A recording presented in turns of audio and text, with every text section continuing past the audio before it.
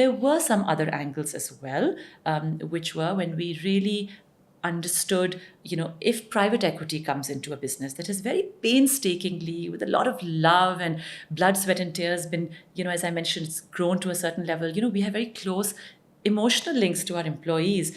When you hand it over to private equity, obviously you have to be prepared for the core essence of that business to be changed, fundamentally altered. There's going to be a certain slicing and dicing. Are we running the most efficient operation? Probably not.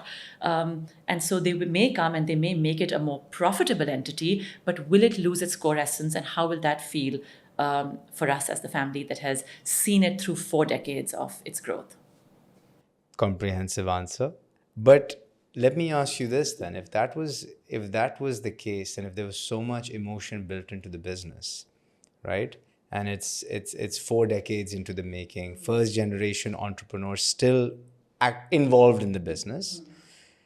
Why hand it over to professional management? Because one of the things that I'm noticing, especially in Pakistan, is there's a struggle now with family businesses in how they need to proceed.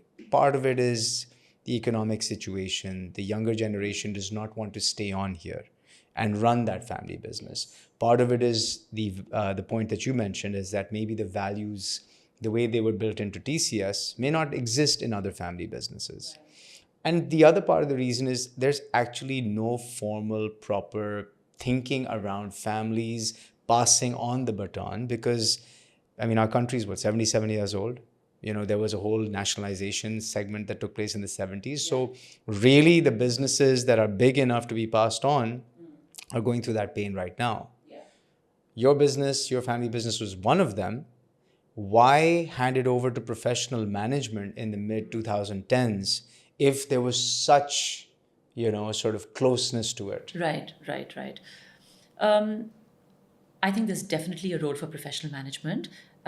We can talk generally, and then I'll talk specifically about TCS as well. As you mentioned, in every family, you don't necessarily have a second generation, whether it's a second or the third generation, as the case may be, ready to take the baton and say, look, I'm going to run with it, and have that same ethos of growth, etc. So there's usually just there's limiting factors, right? Who is going to be the next leader?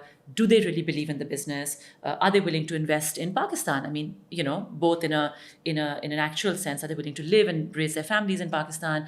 Are they as committed to the business? So there's that limiting factor.